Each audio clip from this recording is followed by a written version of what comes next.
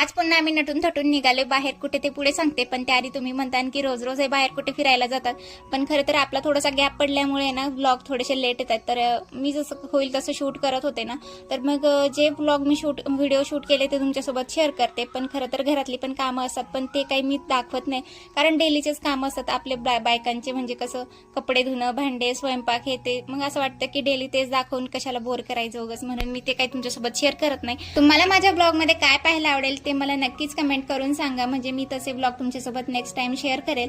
आणि त्यानंतर आज होते एक बर्थडे पार्टी, त्यासाठीच आम्ही एवढे तयार होऊन तिथे गेलो होतो क्वार्टरमध्ये. तर क्वार्टरमध्येच खूप मोठी बर्थडे पार्टी होती. पूर्ण सगळे फॅमिली क्वार्टरमध्ये जेवढे काही लोक आहेत ना, त्यांना सगळ्यांना जेवणाचं आमंत्रण होतं, त्यामुळे सगळी तयारी ते घरीच करत होते.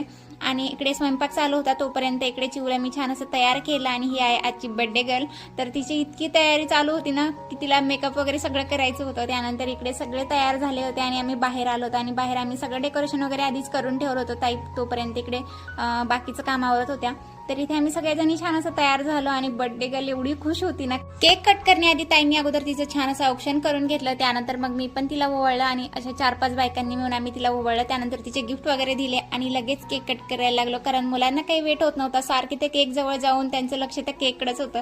त्यानंतर सगळ्यांनी मिळून असा केक कट केला आणि आहोनी मी पण तिला केक वगैरे चारला. मी फोटोज वगैरे काढले. त्यानंतर लगेच सगळ्यांना जेवण वगैरे दिलं, कारण 8 वाजून गेले होते ना.